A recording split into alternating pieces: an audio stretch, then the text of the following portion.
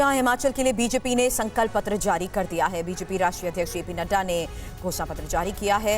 बड़ी बातें इस घोषणा पत्र में क्या हैं? हम यूनिफॉर्म सिविल कोड लेकर आएंगे, नड्डा की तरफ से कहा गया। यूनिफॉर्म सिविल कोड के लिए कमेटी भी बनेगी और साथ ही हिमाचल में 8 लाख से ज्यादा नौकरियां दी जाएंगी। हिमाचल के लिए बीजेपी के संकल्प पत्र में एक के बाद एक कई ऐसे 11 वादे किए गए हैं।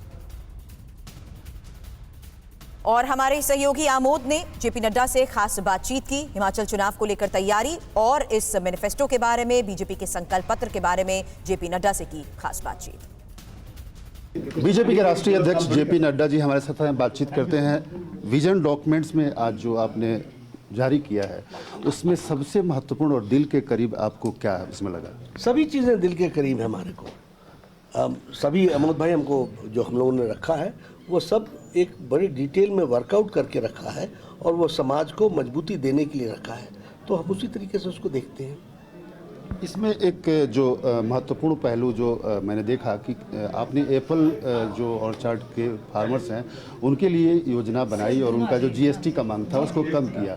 आपने अन्य भी मांगों को, बेरोजगारी के मुद्दे पे भी उसमें एड्रेस किया है, लेकिन ओपीएस की एक मांग काफ़ी दिन से यहाँ पे चल रही है, उस पर कुछ एड्रेस नहीं। ठीक है ना, वो हमारे मंगल पांडे जी ने कहा, मुझे लगता है उतना काफ़ी है।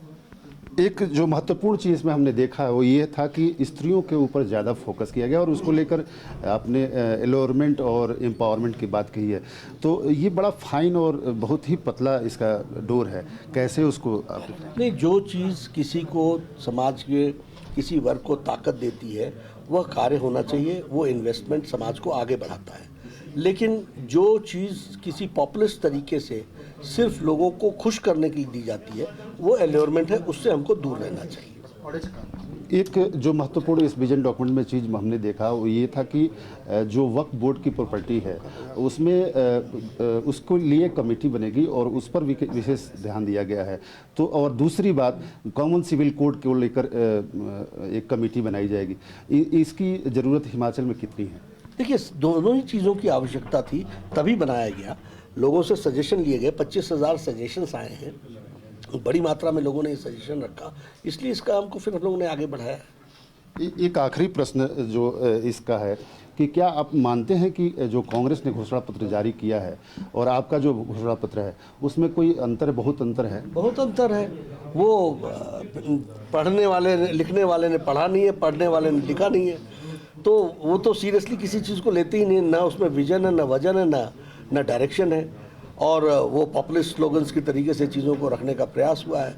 लेकिन जब हम कुछ करते हैं तो वो डिटेल में सोच करके करते हैं, समझ करके करते हैं और ड्यू डिलिजेंस के साथ करते हैं, और इसलिए हमारा जो डॉक्यूमेंट होता है और लोगों का क्रेडिबिलिटी भी हमारे डॉक्यूमेंट की है। लोग जानते हैं कि अगर बीजेपी ने लिखा है तो मोदी जी इसको पूरा करेंगे, जयराम जी इसको पूरा करेंगे, तो ये हमारी क्रेडिबिलिटी है। तो क्या रिवाज बदलेगा? बदल रहा है रिवाज, हर जगह बदला है, यहाँ भी बदलेगा।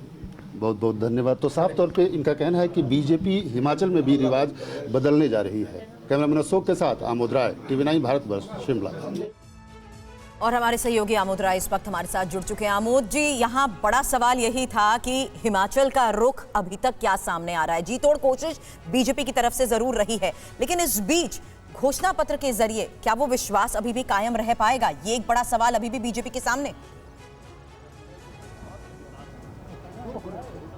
देखिए सुरभि, बीजेपी ने जो अपना टैगलाइन दिया है कि रिवाज बदलेंगे, हिमाचल में जो रिवाज रहा है निश्चित तौर पे वो कहीं ना कहीं अल्टरनेटिव गवर्नमेंट का रहा है और बीजेपी उससे इस वक्त जूझ जरूर रही है। हाँ, ये जरूर है कि जब भी ऐसा होता है तो जो अपोजिशन की पार्टी होती है वो पूरा फ्री फ्लो सत्ता में आती दिखती है।